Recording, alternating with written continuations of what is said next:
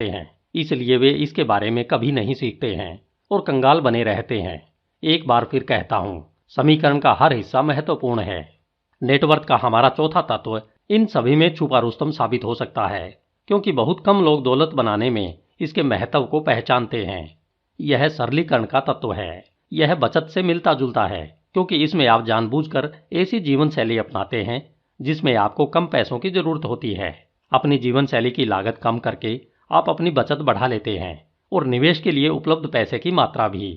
सरलीकरण की शक्ति का उदाहरण देने के लिए मैं अपने मिलेनियर माइंड सेमिनार की एक प्रतिभागी की कहानी सुनाता हूं। जब शिव सिर्फ 23 साल की थी तो उसने एक समझदारी का काम किया। उसने $3 लाख से कम कीमत पर एक मकान खरीद लिया। 7 साल बाद जब बाजार गर्म हो गया तो शिव ने अपना मकान $6 लाख से अधिक में बेच दिया, यानी उसे $3 लाख से ज्यादा का फायदा हुआ। उसने एक नया मकान खरीदने के बारे में सोचा, लेकिन मिलेनियर माइंड इंटेंसिव सेमिनार में भाग लेने के बाद उसे एहसास हुआ कि अगर वह अपना पैसा 10% ब्याज पर सुरक्षित सेकंड मॉर्गेज में निवेश कर दे और अपनी जीवन शैली का सरलीकरण कर ले तो वह दरअसल निवेश से होने वाली आमदनी पर ही आराम से जी सकती है और उसे दोबारा कभी काम करने की जरूरत भी नहीं पड़ेगी। इसलिए नया मकान खरीदने के बजाय वह अपनी बहन के साथ रहने लगी। आज 30 साल की उम्र में शु वित्तीय रूप से स्वतंत्र हो चुकी है। उसने अपनी स्वतंत्रता बोरे भर पैसे कमाकर हासिल नहीं की है, बल्कि सचेतन रूप से अपने खर्च कम करके हासिल की है। हाँ, वह अब भी काम करती है क्योंकि उसे इसमें मजा आता है, लेकिन उसे काम करने की जरूरत नहीं है। दरअसल साल में वह सिर्फ 6 महीने काम करती है, बाकी समय वह फिजी में बिताती है। इसका कारण यह है कि वह उस जगह से प्यार करती है और इसके अलावा जैसा वह कहती है उसका पैसा वहां ज्यादा समय चलता है। चूंकि वह पर्यटकों के बजाय स्थानीय नागरिकों के साथ रहती है, इसलिए उसका खर्च भी कम होता है। आप ऐसे कितने लोगों को जानते हैं जो हर साल 6 महीने किसी सुंदर टापू पर बिताना चाहेंगे, कभी दोबारा नौकरी नहीं करना चाहेंगे, और वह भी सिर्फ 30 साल की उम्र में। 40 साल के बारे में क्या कहना है, 50, 60, कभी भी। ऐसा इसलिए हुआ क्योंकि शिव ने एक सरल जीवन शैली बनाई। परिणाम स्वरूप उसे जीने के लिए ज्यादा दौलत की जरूरत ही नहीं रही। तो आर्थिक रूप से खुश रहने के लिए आपको क्या चाहिए? अगर आपको महल में रहने की जरूरत हो, 3 वैकेशन होम्स की जरूरत हो, 10 कारों की जरूरत हो, साल में एक बार दुनिया भर की सैर करने की जरूरत हो, ढेर सारे स्वादिष्ट व्यंजन खाने की जरूरत हो और अपने जीवन का मजा लेने के लिए बेहतरीन शैंपेन पीने की जरूरत हो, तो उसमें कोई बुराई नहीं है। बहरहाल यह जान लें कि आपने कुछ ज्यादा ही ऊंचे लक्ष्य बना लिए हैं और आपको खुशी के उस बिंदु तक पहुंचने में बहुत लंबा वक्त लग सकता है। दूसरी तरफ अगर आपको खुश होने के लिए इन सारे खिलौनों की जरूरत नहीं है तो शायद आप अपने वित्तीय लक्ष्य तक बहुत जल्दी पहुंच जाएंगे। एक बार फिर अपनी नेटवर्थ बनाना 4 हिस्सों वाला समीकरण है। इसे समझने के लिए कल्पना करें कि आप किसी बस को 4 पहियों पर चला रहे हैं। अगर आप बस को सिर्फ एक पहिए पर चलाएंगे तो यात्रा कैसी होगी? शायद धीमी, हिचकोले वाली, संघर्ष से भरी, चिंगारियों और गोल गोल घूमने वाली। क्या यह वर्णन जाना पहचाना लगता है? अमीर लोग पैसे के खेल को 4 पहियों पर खेलते हैं, इसलिए उनकी यात्रा तेज, आरामदेह, सीधी और तुलनात्मक रूप से आसान होती है। वैसे मैं बस के उदाहरण का प्रयोग इसलिए भी करता हूं क्योंकि जब आप दौलत की बस बना लेते हैं तो आप इसमें दूसरों को भी बैठा सकते हैं। गरीब और ज्यादातर मध्यम वर्गीय लोग पैसे के खेल को सिर्फ एक पहिए पर खेलते हैं। उन्हें यकीन होता है कि अमीर बनने का इकलौता तरीका ढेर सारे पैसे कमाना है। वे इस बात पर सिर्फ इसलिए यकीन करते हैं क्योंकि वे कभी अमीर रहे ही नहीं है। वे पार्किंसंस के नियम को नहीं जानते हैं। इसके अनुसार खर्च हमेशा आमदनी के सीधे अनुपात में बढ़ते हैं। हमारे समाज में यह बात आम है। आपके पास पहले से ही एक कार है, अगर आपकी आमदनी बढ़ती है तो आप ज्यादा अच्छी कार खरीद लेते हैं। आपके पास पहले से ही एक मकान है, अगर आपकी आमदनी बढ़ती है तो आप ज्यादा बड़ा मकान खरीद लेते हैं। आपके पास पहले से ही कपड़े हैं और आपकी आमदनी बढ़ती है तो आप ज्यादा अच्छे कपड़े खरीद लेते हैं। आप पहले से ही छुट्टियां मनाने पर खर्च कर रहे हैं, अगर आपकी आमदनी बढ़ती है तो आप छुट्टियों पर और ज्यादा पैसा खर्च करते हैं। जाहिर है इस नियम के कुछ अपवाद होते हैं, बहुत कम। आमतौर पर जैसे जैसे आमदनी बढ़ती है खर्च भी हमेशा बढ़ते जाते हैं, इसलिए सिर्फ आमदनी से दौलत कभी नहीं बन पाएगी। इस पुस्तक का शीर्षक secrets of the millionaire mind है। किसी को मिलेनियर आमदनी के आधार पर कहा जाता है या नेटवर्थ के आधार पर। इसलिए अगर आपका इरादा मिलेनियर या मल्टी मिलेनियर बनने का है तो आपको अपनी नेटवर्थ बनाने पर ध्यान केंद्रित करना चाहिए, जिसके बारे में हम पहले ही चर्चा कर चुके हैं कि यह सिर्फ आपकी आमदनी पर आधारित नहीं होती है। अपनी सही नेटवर्थ जानने की नीति बनाएं। यहाँ पर एक अभ्यास दिया जा रहा है जो आपके वित्तीय जीवन को हमेशा के लिए बदल देगा। एक कोरा कागज लें और उस पर शीर्षक लिखें, नेटवर्थ। फिर एक आसान चार्ट बनाएं जो शून्य से शुरू होता हो और उस धनराशि पर खत्म होता हो जो नेटवर्थ का आपका लक्ष्य हो। अपनी वर्तमान नेटवर्थ लिख लें। फिर एक 90 दिन बाद अपनी नई नेटवर्थ लिखें। फिर हर 90 दिन बाद अपनी नई नेटवर्थ लिखें। बस अगर आप ऐसा करते हैं तो आप पाएंगे कि आप ज़्यादा अमीर बनते जा रहे हैं, क्योंकि आप अपने नेटवर्थ पर निगाह रख रहे हैं। याद रखें, आप जिस चीज़ पर ध्यान केंद्रित करते हैं वह बढ़ती है। जैसा मैं अक्सर अपने प्रशिक्षण में कहता हूँ, जहाँ ध्यान जाता है वहाँ ऊर्जा प्रवाहित होती है और परिणाम प्रकट होते हैं। अपनी नेटवर्थ पर निगाह रखकर आप उस पर ध्यान केंद्रित कर सकते हैं। आप जिस चीज़ पर ध्यान केंद्रित करते हैं वह बढ़ती है, इसलिए आपकी नेटवर्थ भी बढ़ेगी। वैसे यह नियम आपके जीवन के हर हिस्से पर लागू होता है। आप जिस चीज़ पर ध्यान केंद्रित करते हैं वह बढ़ती है। इस लक्ष्य के लिए मैं आपको प्रोत्साहित करता हूँ कि आप किसी अच्छे वित्तीय योजनाकार को खोजें और उसके साथ योजना बनाएं। ये विशेषज्ञ आपकी नेटवर्थ पर निगाह रखने और उसे बढ़ाने में आपकी मदद कर सकते हैं। वे आपके वित्तीय मामले सुव्यवस्थित कर देंगे और आपको बचत करने और पैसे बढ़ाने के बहुत से निवेश साधन सुझाएंगे। अच्छे योजनाकार को खोजने का सबसे अच्छा तरीका किसी ऐसे दोस्त या सहयोगी की सलाह है जो अपने वित्तीय योजनाकार से खुश हो। मैं यह नहीं कह रहा हूं कि आपको अपने योजनाकार की हर बात को पत्थर की लकीर मान लेनी चाहिए, लेकिन मेरा सुझाव है कि आप एक अच्छा प्रोफेशनल खोज लें जिसमें आपकी वित्तीय स्थिति की योजना बनाने और उस पर निगाह रखने की योग्यता हो। अच्छा योजनाकार आपको ऐसे औजार, सॉफ्टवेयर, ज्ञान और सुझाव दे सकता है जिससे आप दौलत बनाने वाली निवेश की आदतें डाल सकते हैं। आमतौर पर मैं ऐसा योजनाकार खोजने की सलाह देता हूं जिसके पास बीमा या म्यूचुअल फंड्स के अलावा भी बहुत से प्रोडक्ट हों। इस तरह आप बहुत से विकल्पों के बारे में जान सकते हैं और फिर फैसला कर सकते हैं कि आपके लिए क्या सही है। घोषणा, दिल पर हाथ रखकर कहें, मैं अपनी नेटवर्थ बढ़ाने पर ध्यान केंद्रित करता हूं। अपना सिर छूकर कहें, मेरे पास मिलेनियर मस्तिष्क है। मिलेनियर मस्तिष्क की गतिविधियां। पहली, नेटवर्थ के चारों तत्वों पर ध्यान केंद्रित करें। अपनी आमदनी बढ़ाना, अपनी बचत बढ़ाना, अपने निवेश बढ़ाना और अपनी जीवन शैली का सरलीकरण करके खर्च कम करना। दूसरी, नेटवर्थ स्टेटमेंट बनाएं। ऐसा करने के लिए अपने पास की हर चीज का वर्तमान मूल्य लिख लें और इसमें से अपने सारे कर्ज घटा लें। इस स्टेटमेंट को हर तिमाही में देखें और दोबारा बनाएं। एक बार फिर केंद्रित ध्यान के नियम द्वारा आप जिस चीज पर निगाह रखते हैं वह बढ़ेगी। तीसरी, किसी सफल वित्तीय योजनाकार की सलाह लें जो किसी जानी मानी प्रतिष्ठित कंपनी में काम करता हो। एक बार फिर, अच्छे वित्तीय योजनाकार को खोजने का सबसे अच्छा तरीका दोस्तों और सहयोगियों से उनके योजनाकारों के बारे में सलाह मांगना है। धन्यवाद। HindiAudiobook.com। आपका दिन शुभ हो। Secrets of the millionaire mind, T Harv Eker. HindiAudiobook.com। दौलत की फाइल नंबर 14।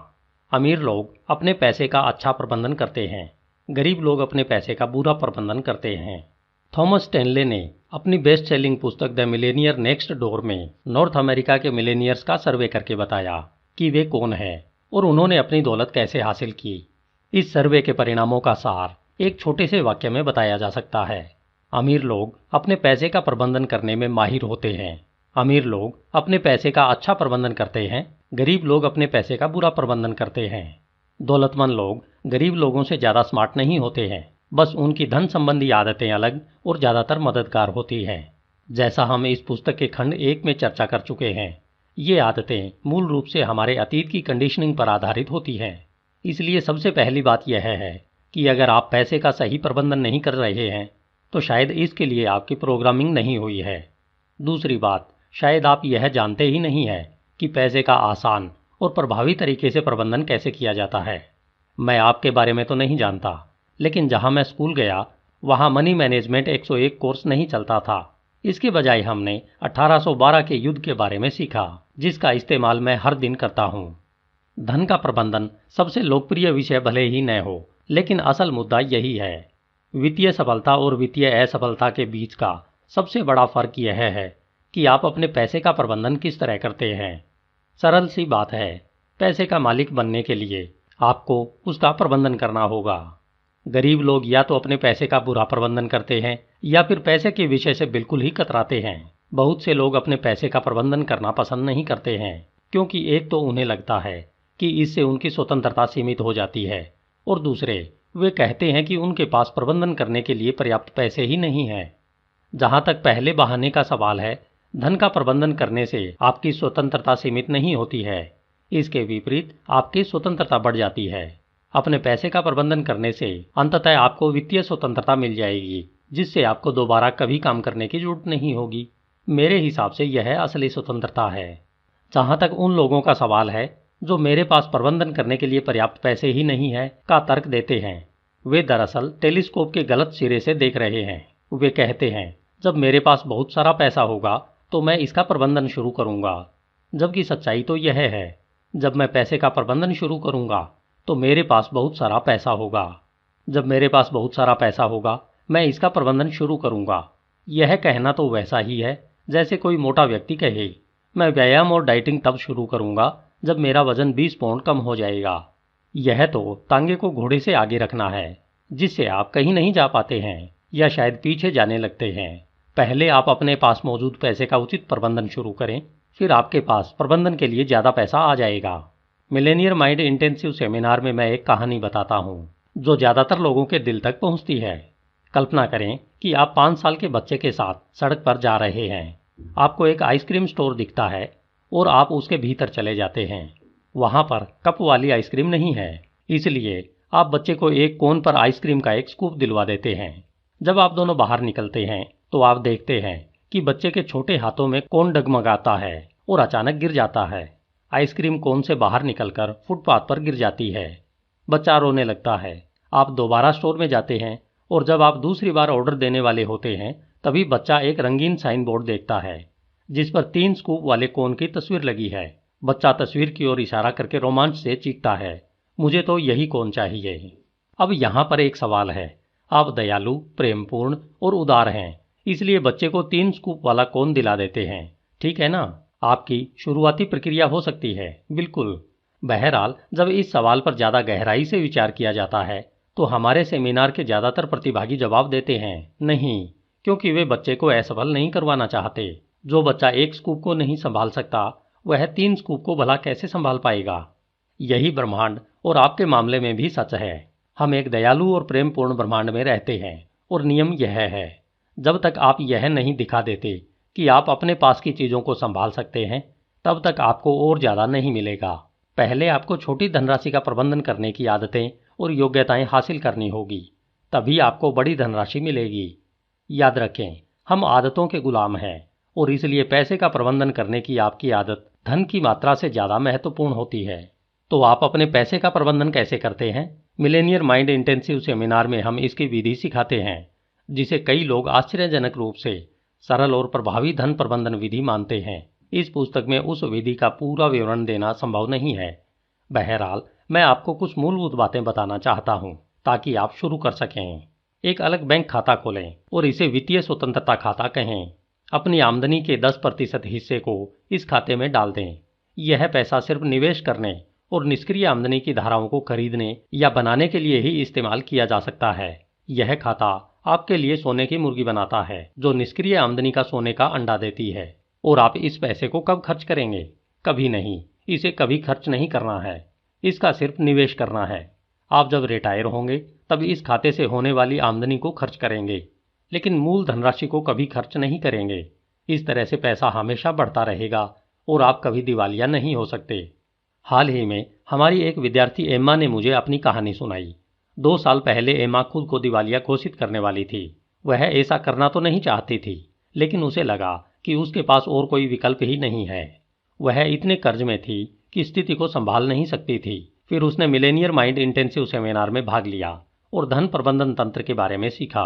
एम्मा ने कहा, तो यह बात है, मैं इस झमेले में से इस तरह बाहर निकलूंगी। सभी प्रतिभागियों की तरह हमने एम्मा को भी अपने पैसे को अलग अलग खातों में बांटने को कहा। उसने सोचा, यह दिख तो बढ़िया रहा है, लेकिन मेरे पास तो बांटने के लिए पैसा ही नहीं है। चूंकि एम्मा कोशिश करना चाहती थी, इसलिए उसने $1 प्रति माह की धनराशि को खाते में बांटा। हाँ, आपने सही पढ़ा, सिर्फ $1 प्रति माह। हम जो विभाजन विधि सिखाते हैं उसका प्रयोग करते हुए उसने $1 में से 10 सेंट वित्तीय स्वतंत्रता खाते में डाला। उसने सबसे पहली बात यह सोची, मैं 10 सेंट प्रति माह में वित्तीय रूप से स्वतंत्र कैसे बन सकती हूँ। इस पर उसने हर महीने उस डॉलर को दोगुना करने का संकल्प किया।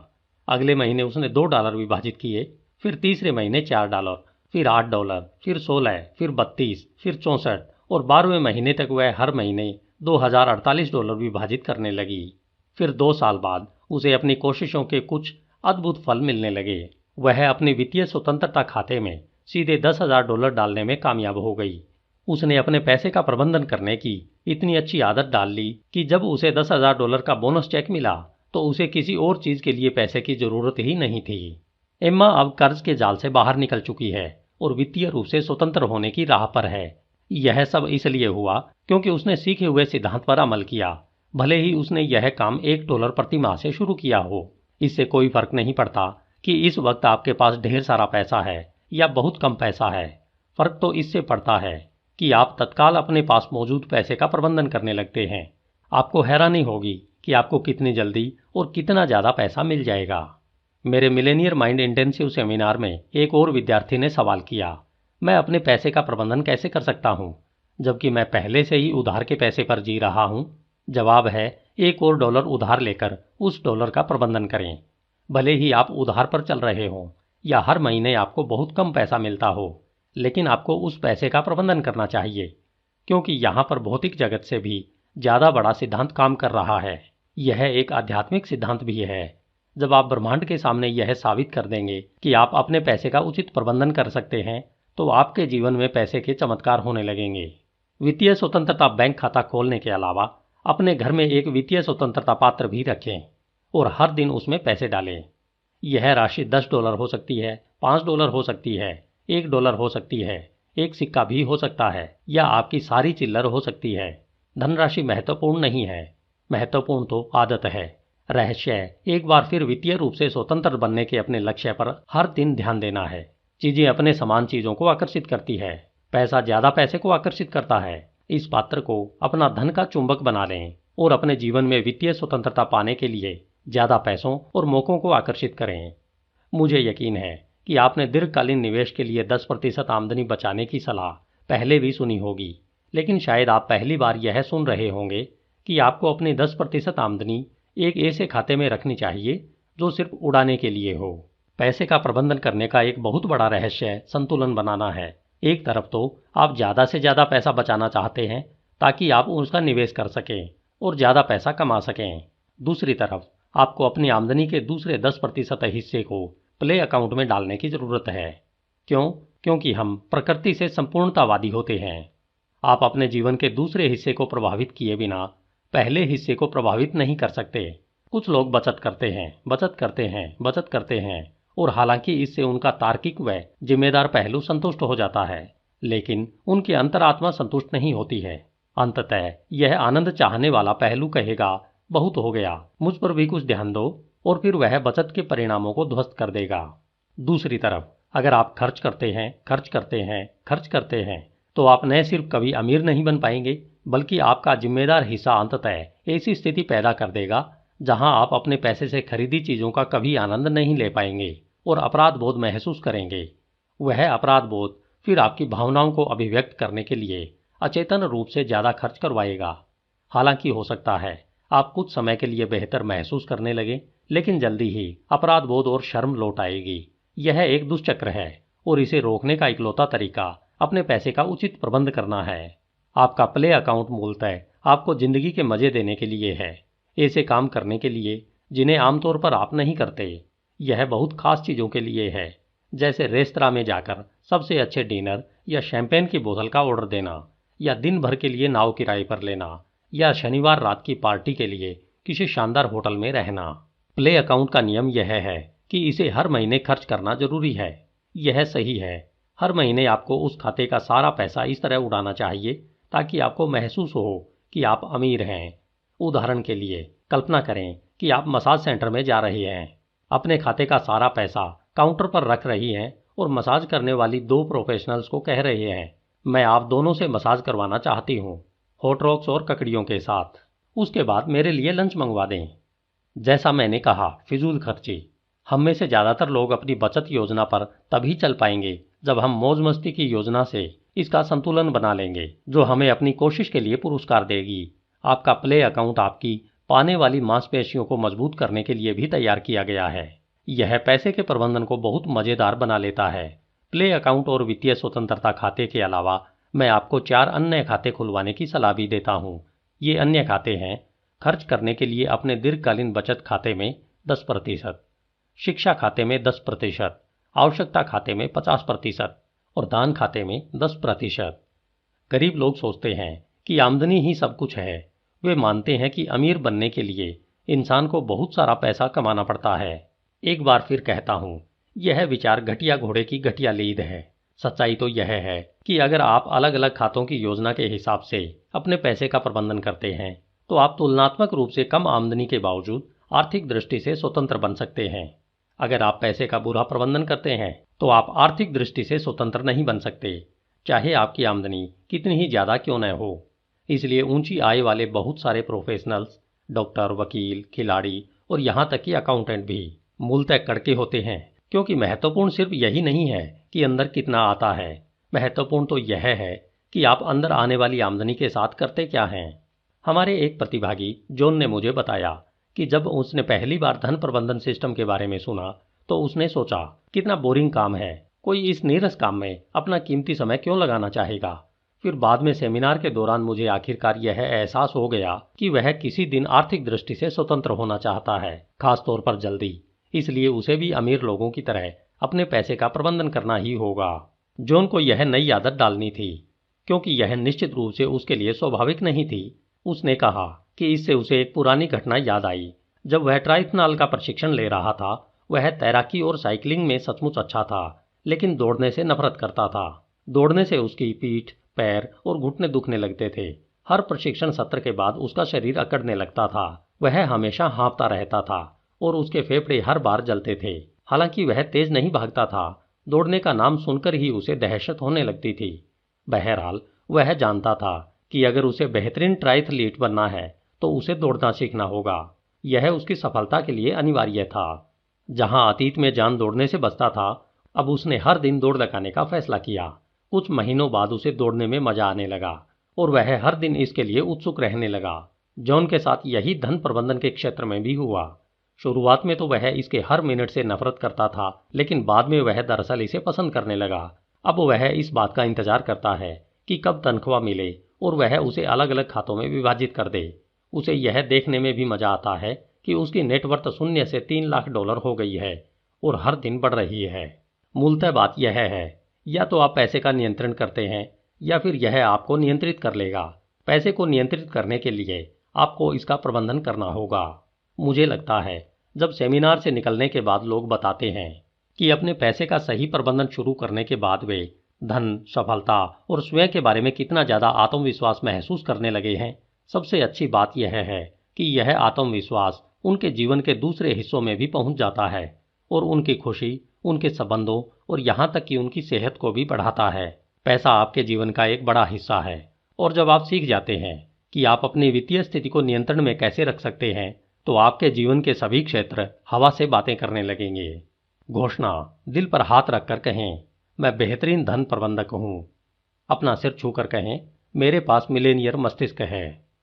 मिलेनियर मस्तिष्क की गतिविधियां: अपना वित्तीय स्वतंत्रता खाता खोलें और अपनी 10% आमदनी इस खाते में डालें। इस पैसे को कभी खर्च नहीं करना है, इसका तो सिर्फ निवेश करना है ताकि आपको रिटायरमेंट के बाद निष्क्रिय आमदनी मिलती रहे। 2. अपने घर में एक वित्तीय स्वतंत्रता पात्र रखें और हर दिन उसमें पैसे डालें। यह राशि $10, $5, $1, एक सिक्का या आपकी सारी चिल्लर हो सकती है।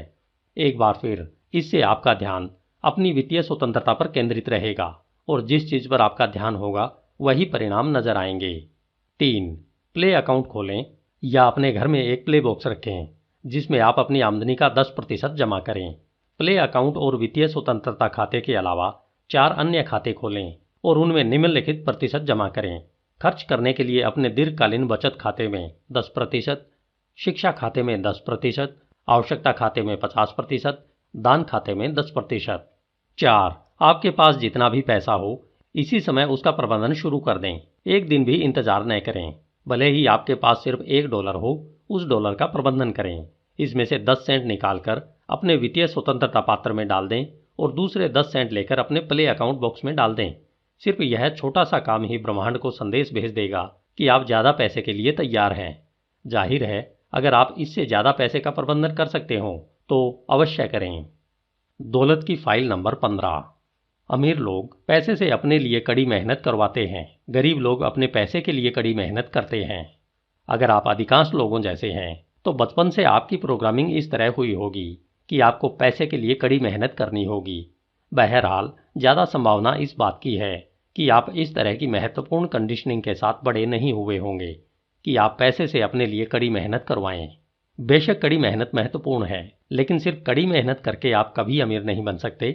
हम यह बात कैसे जानते हैं? अपने आसपास की दुनिया पर एक नज़र डालकर खुद देख लें। करोड़ों नहीं, इसे अरबों कर लें, लोग दिन रात बुरी तरह काम करते हैं और अपना खून पसीना एक कर देते हैं। क्या वे सभी अमीर हैं? नहीं। क्या उनमें से ज़्यादातर अमीर हैं? नहीं। क्या उनमें से बहुत से अमीर हैं? नहीं। उनमें से ज़्यादातर या तो कंगाल हैं या उसके बहुत करीब हैं। दूसरी तरफ दुनिया के कंट्री क्लबों में मनोरंजन कौन करता है? दोपहर में गोल्फ, टेनिस या तैराकी के शौक कौन पूरा करता है? कौन हर दिन शॉपिंग करता है और हर सप्ताह छुट्टियां मनाता है? मैं आपको 3 अंदाजे दूंगा और पहले 2 अंदाजे गिनती में ही नहीं आते। अमीर लोग और कौन? हम एक बात साफ समझ लें, अमीर बनने के लिए आपको कड़ी मेहनत करनी होगी। यह विचार बकवास के सिवाय कुछ नहीं है। कार्य संबंधी पुराना प्रोटेस्टेंट सिद्धांत कहता है, $1 की तनख्वाह के बदले में $1 का काम। इस कहावत में कुछ भी गलत नहीं है। वे सिर्फ हमें यह बताना भूल गए कि उस $1 की तनख्वाह का हमें करना क्या है, उस डॉलर से क्या करना है। यह जानकर आप कड़ी मेहनत के बजाय स्मार्ट मेहनत की ओर बढ़ जाते हैं। अमीर लोग दिन भर खेल सकते हैं और आराम कर सकते हैं क्योंकि वे स्मार्ट तरीके से काम करते हैं। वे लीवरेज के सिद्धांत को समझते हैं और इसका इस्तेमाल करते हैं। वे दूसरे लोगों को नौकरी पर रख लेते हैं जो उनके लिए काम करते हैं। इसके अलावा वे अपने पैसे से भी अपने लिए काम करवाते हैं। हाँ, मेरा अनुभव बताता है कि आपको पैसे के लिए कड़ी मेहनत करनी पड़ती है। बहरहाल, अमीर लोगों के लिए यह स्थिति अस्थायी होती है, गरीब लोगों के लिए यह स्थायी होती है। अमीर लोग जानते हैं कि आपको तब तक कड़ी मेहनत करनी होती है जब तक कि आपका पैसा आपकी जगह कड़ी मेहनत न करने लगे। वे यह बात समझते हैं कि आपका पैसा जितना ज़्यादा काम करेगा, आपको उतना ही कम काम करना पड़ेगा। याद रखें, धन ऊर्जा है। ज़्यादातर लोग काम की ऊर्जा डालकर धन की ऊर्जा पाते हैं। जो लोग वित्तीय स्वतंत्रता हासिल करते हैं वे यह सीख चुके हैं कि काम की ऊर्जा की जगह पर ऊर्जा के दूसरे प्रकारों का किस तरह इस्तेमाल करना है। इन प्रकारों में शामिल है दूसरे लोगों का काम, बिजनेस सिस्टम्स का काम या निवेश पूंजी का काम। एक बार फिर, पहले पैसे के लिए कड़ी मेहनत करें, फिर पैसे को अपने लिए कड़ी मेहनत करने दें। जब पैसे के खेल की बात आती है तो ज़्यादातर लोगों को जरा भी अंदाजा नहीं होता है कि जीत का पैमाना क्या है, आपका लक्ष्य क्या है, आप यह मैच कब जीत पाएंगे। क्या आप दिन में 3 बार भोजन करने के लिए निशाना साध रहे हैं? $1 लाख सालाना आमदनी के लिए, मिलेनियर बनने के लिए या मल्टी मिलेनियर बनने के लिए? मिलेनियर माइंड इंटेंसिव सेमिनार में हम पैसे के खेल का यह लक्ष्य सिखाते हैं कि आपको दोबारा कभी काम न करना पड़े जब तक कि आप करना न चाहें, और अगर आप काम करें तो जरूरत के कारण नहीं, शौक से करें। दूसरे शब्दों में, लक्ष्य जल्दी से जल्दी वित्तीय स्वतंत्रता पाना है। वित्तीय स्वतंत्रता की मेरी परिभाषा सरल है, यह मनचाही जीवन शैली जीने की क्षमता है, जबकि आपको पैसे के लिए नौकरी करने या किसी दूसरे पर निर्भर रहने की जरूरत न हो। गौर करें, इस बात की पूरी संभावना है कि आपकी मनचाही जीवन शैली को पाने में पैसा खर्च होगा, इसलिए स्वतंत्र बनने के लिए आपको बिना काम किए पैसे कमाने की जरूरत होगी। हम बगैर काम के हासिल होने वाली आमदनी को निष्क्रिय आमदनी कहते हैं। पैसे के खेल को खेलने के लिए आपका लक्ष्य इतनी निष्क्रिय आमदनी पाना है ताकि आप अपनी मनचाही जीवन शैली का खर्च उठा सकें। संक्षेप में, जब आपकी निष्क्रिय आमदनी आपके खर्च से ज़्यादा हो जाती है तब आप आर्थिक रूप से स्वतंत्र हो जाते हैं। मैंने निष्क्रिय आमदनी के 2 मूलभूत स्रोत पहचाने हैं। पहला है पैसा आपके लिए काम कर रहा हो, जिसमें शेयर, बॉन्ड, टी बिल्स, धन के बाजार, म्यूचुअल फंड जैसे निवेशों से होने वाली आमदनी शामिल है। इसमें मॉर्गेज का स्वामित्व या अन्य संपत्तियां भी शामिल है जिनका मूल्य बढ़ता है और जिन्हें बेचा जा सकता है। निष्क्रिय आमदनी का दूसरा स्रोत है बिजनेस आपके लिए काम कर रहा हो। इसमें आपको अपने बिजनेस से लगातार आमदनी हासिल करनी होगी। हालांकि बिजनेस चलाने और आमदनी पाने के लिए आपको व्यक्तिगत रूप से बिजनेस में काम करने की जरूरत नहीं होगी। इसके कुछ उदाहरण हैं: रेंटल रियल एस्टेट, पुस्तक, संगीत या सॉफ्टवेयर से मिलने वाली रॉयल्टी, अपने विचारों की लाइसेंसिंग, फ्रेंचाइजर बनना, स्टोरेज यूनिट का स्वामी बनना, वेंडिंग या सिक्कों से चलने वाली अन्य मशीनों का मालिक बनना, और नेटवर्क मार्केटिंग। इसमें दुनिया में कोई भी ऐसा बिजनेस करना भी शामिल है जो एक सुचारू व्यवस्था के तहत आपके बिना चल सकता हो। एक बार फिर यह ऊर्जा का मामला है। विचार यह है कि अब आपके बजाय बिजनेस काम कर रहा है और लोगों को मूल्य प्रदान कर रहा है। उदाहरण के लिए, नेटवर्क मार्केटिंग एक अद्भुत विचार है। पहली बात, इसमें आमतौर पर शुरू में आपको ढेर सारी पूंजी लगाने की जरूरत नहीं होती है। दूसरी बात, जब आप शुरुआती काम कर लेते हैं तो आपको रेजिडुअल आमदनी साल दर साल मिलती रहती है। नियमित 9 से 5 की नौकरी में ऐसा करके दिखाएं। मैं निष्क्रिय आमदनी के स्रोत बनाने के महत्व पर बहुत जोर देता हूं। इसका कारण सरल है। निष्क्रिय आमदनी के बिना आप कभी स्वतंत्र नहीं हो सकते। लेकिन यह एक और बड़ा लेकिन है। क्या आप जानते हैं कि ज्यादातर लोगों को निष्क्रिय आमदनी बनाने में मुश्किल होती है? इसके 3 कारण होते हैं। पहला, कंडीशनिंग। हम में से ज्यादातर की वास्तविक प्रोग्रामिंग निष्क्रिय आमदनी नहीं कमाने की होती है। जब आप 13 से 16 साल के बीच के रहे होंगे और आपको पैसे की जरूरत पड़ी होगी, तो आपके माता पिता ने आपसे क्या कहा था? क्या उन्होंने कहा था, अच्छी बात है, जाओ और थोड़ी निष्क्रिय आमदनी हासिल करो? मुझे तो नहीं लगता। इसके बजाय हम में से ज्यादातर ने सुना था, काम पर जाओ, नौकरी खोजो, या ऐसी ही कोई और बात। हमें पैसे के लिए काम करना सिखाया गया था। निष्क्रिय आमदनी हासिल करना हम में से ज्यादातर के लिए स्वाभाविक नहीं है। दूसरी बात,